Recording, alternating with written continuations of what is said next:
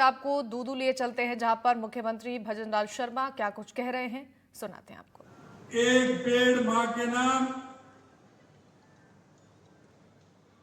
आज के इस कार्यक्रम में हमारे बीच में आपके अपने ही जुझारू और संघर्षशील ऐसे जनप्रतिनिधि जिन्होंने हमेशा अपने क्षेत्र की चिंता की, ऐसे हमारे उप मुख्यमंत्री डॉक्टर प्रेमचंद जी पैरवा साहब, जिनको कि अभी आपने सुना, ऐसे हमारे संसदीय कार्य मंत्री मेरे कैबिनेट मंत्री के रूप में कार्य कर रहे हैं, ऐसे सम्मानीय जोगाराम जी पटेल साहब। और आज जिस विभाग के द्वारा ये कार्यक्रम हो रहा है, ऐसे वन एवं पर्यावरण राज्य मंत्री श्री संजय शर्मा जी, श्रीमती रमा देवी जी जिला प्रमुख, श्री ओम प्रकाश जी वड़ाना, देवनारायण बोर्ड के अध्यक्ष भाई राजेश गुर्जर जी जिला अध्यक्ष, हमारे बीच में हमारे सीएस सुधांशु पंत जी, डीजी यूआर साहू साहब, एसीएस ग्रामीण विकास अभय कुमार जी, एसीएस वन एवं पर्यावरण अपर्णा अरोड़ा जी, प्रधान मुख्य वन संरक्षक अर्जित बनर्जी जी, शिखर अग्रवाल जी, मंच पर विराजमान सभी नेतागण एवं अधिकारीगण, मेरे सामने बैठे मेरे पूज्य बुजुर्गों, नौजवान दोस्तों और इतनी बड़ी संख्या में आई मेरी माता बहनों, सबसे पहले तो मैं इस कार्यक्रम में आने पर आप सभी का अभिनंदन करता हूं, वंदन करता हूं, आप सभी को मैं नमन करता हूं। और सबसे पहले मैं आज हरियाली तीज के इस अवसर पर आप सभी को मैं हरियाली तीज की बहुत बहुत शुभकामनाएं देता हूं। मित्रों, हम किसान और गांव के लोग हैं। इस हरियाली तीज का बहुत बड़ा महत्व है, और जब इंद्र देव की कृपा हो जाती है, भोलेनाथ की कृपा हो जाती है, तो इस त्योहार का और ज्यादा जब वर्षा होती है तो और ज्यादा छटा बिखेरने का काम होता है। आज इंद्रदेव ने भी मेहरबानी की है और भोलेनाथ ने भी मेहरबानी की है कि सुबह से झिम बहुत अच्छी बारिश हो रही है। इसके लिए भी मैं शुभकामनाएं देना चाहता हूं। हमारी संस्कृति में हमारे त्योहारों का बहुत बड़ा महत्व है, बहुत बड़ा योगदान है। और आप सभी जानते हैं कि हरियाली तीज के मौके पर जब हम चारों तरफ देखते हैं, आंखों को कैसा लगता है कि चारों तरफ हरियाली हरियाली होती है। और हमारी माता बहनों का तो ये स्पेशल त्योहार है। इस हरियाली त्योहार के अवसर पर घर में बड़े पकवान बनते हैं, क्योंकि इसके पीछे एक महत्व है। और महत्व ये होता है कि सावन का महीना है, हरियाली तीज और रक्षाबंधन का मिलन भी है। कुछ रक्षाबंधन को और कुछ हरियाली तीज को बूरा खाने के लिए भी जाते हैं। और ये परंपरा रही है हमारी कि पुराने तो जाते ही हैं, लेकिन नई नई शादी होती है वो तो बड़े चाव में जाते हैं ससुराल में बूढ़ा खाने के लिए, घाट खाने के लिए। और इसका भी बहुत बड़ा महत्व हो जाता है।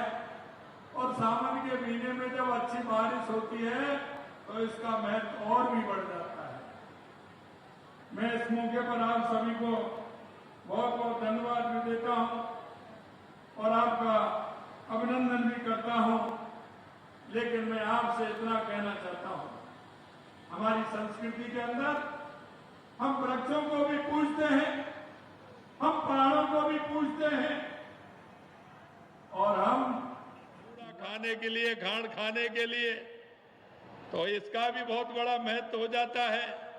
और सावन के महीने में जब अच्छी बारिश होती है तो इसका महत्व और भी बढ़ जाता है।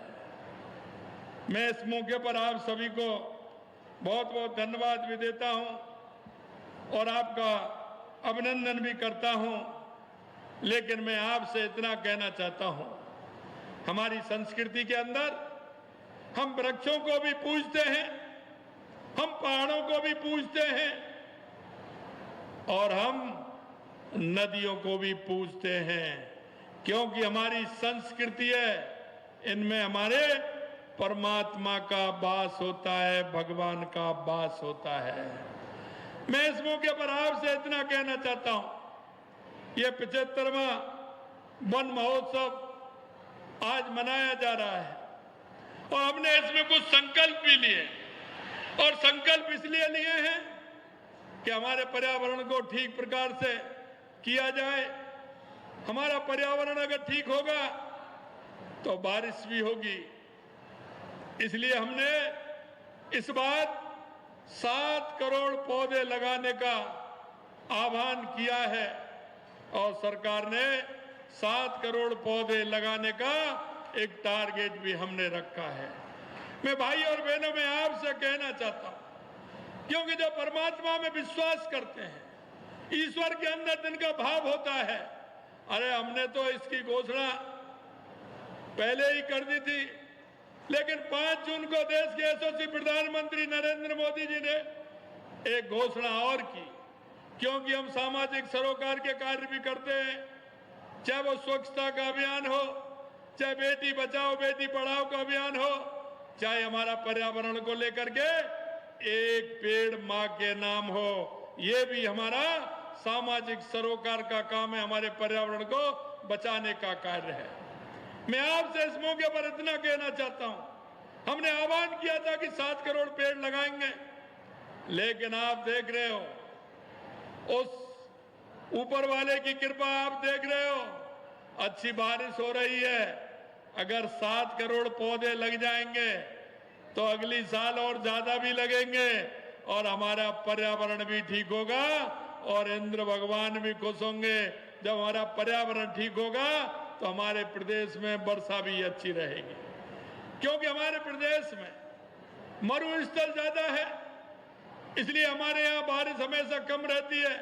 लेकिन हम ईश्वर से कह रहे हैं कि अच्छी बारिश अभी हो रही है, हमारे लगातार कई बांध भर रहे हैं, कई जिलों की सूचना बहुत अच्छी बारिश की है, इसलिए हम ऊपर वाले का भी शुक्रिया अदा करते हैं।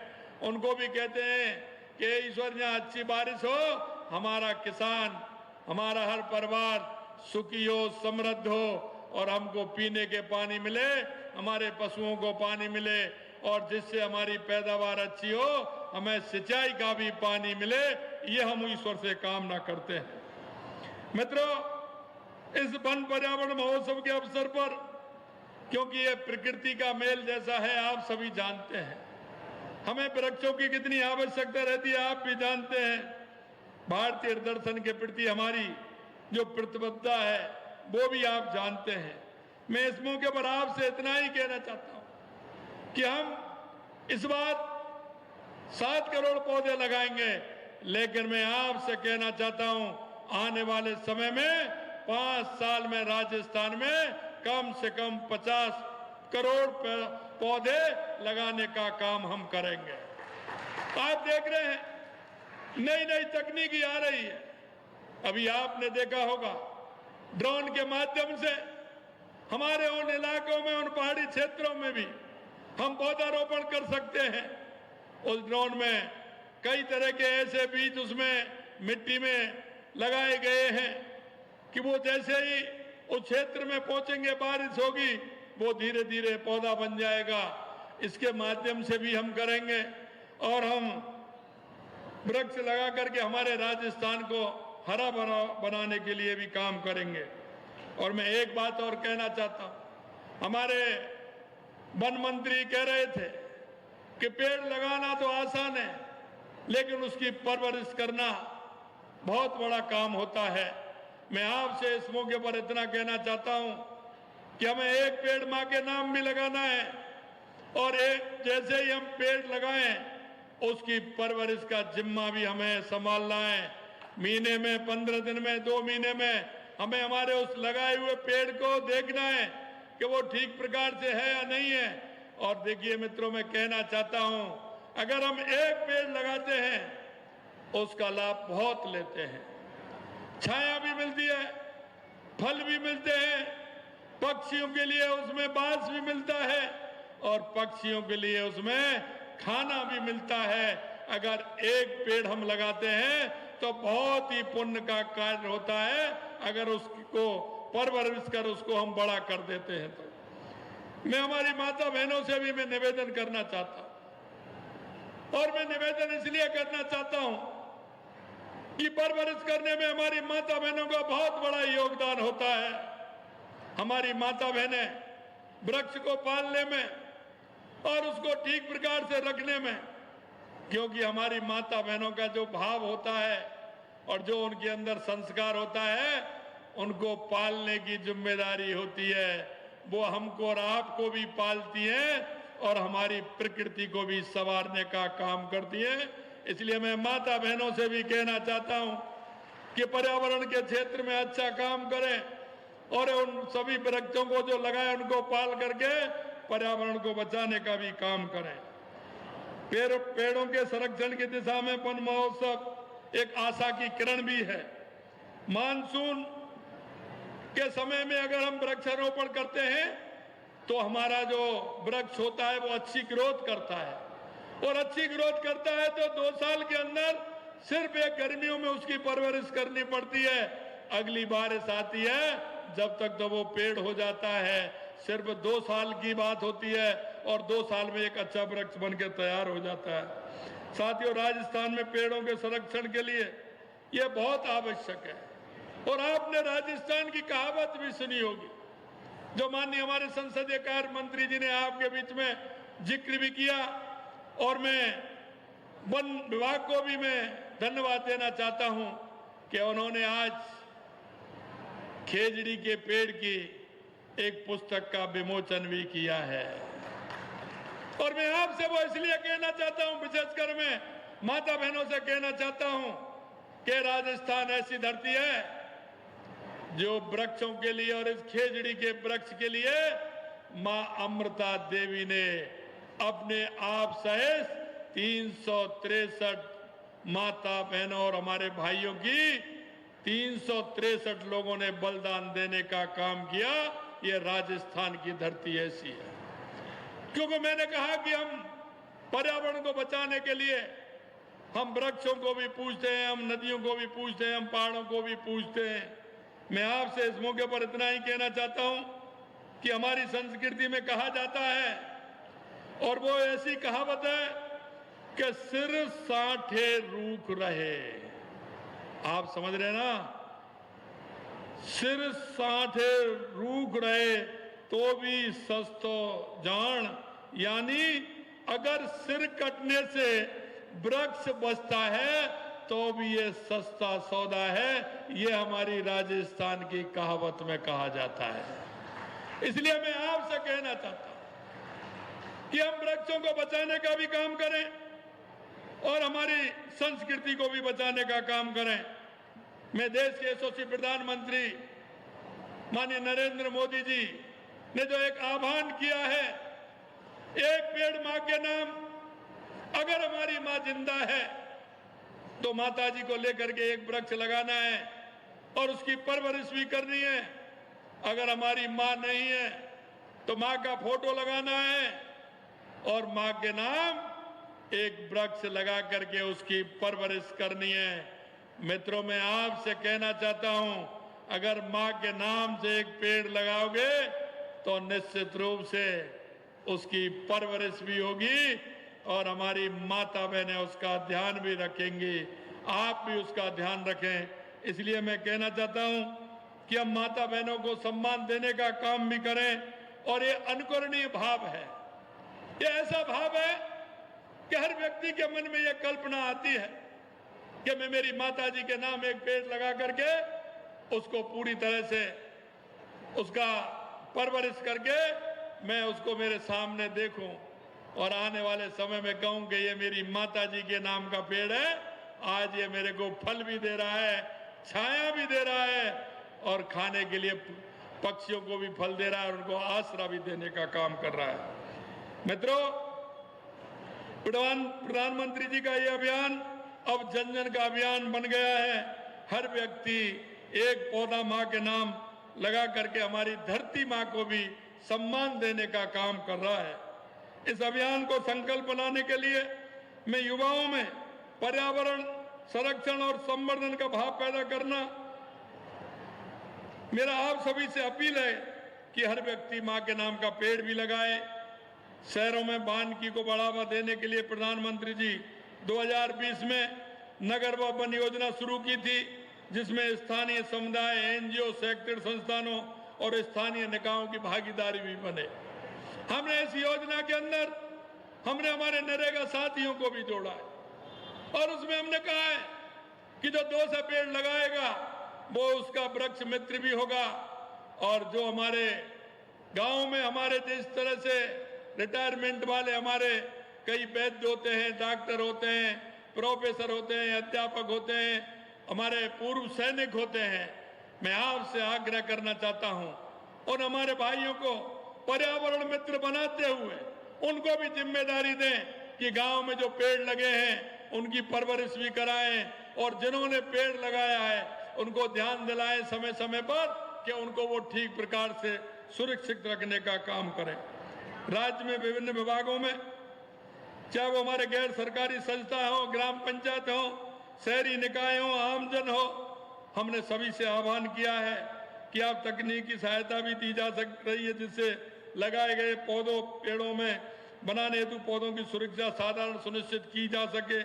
इसलिए उनको ठीक प्रकार से उनको रखें। मुझे ये बताते हुए हर्ष हो रहा है कि आज हरियाली के तीज के पावन अवसर पर हम आज के दिन पूरे राजस्थान के अंदर 1 करोड़ पौधों से ज्यादा आज लगने वाले हैं, जिसकी हम सभी हमारे सभी जिलों में हमारे प्रभारी मंत्री, हमारे सचिव सभी अपने अपने जिलों में हैं।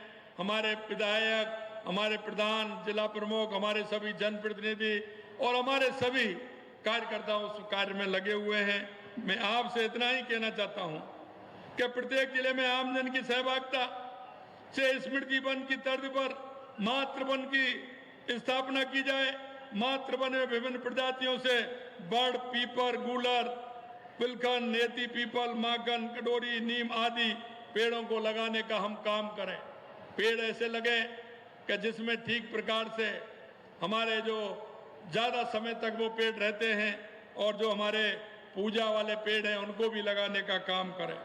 मातृ वन विभाग की विभिन्न योजनाओं के तहत लव कुश वाटिका, नगर वन, अर्बन ग्रीन में स्थापित किए जाएंगे। इनका संधारण विभागीय योजनाओं के नियमित बजट नरेगा के माध्यम से भी किया जाएगा।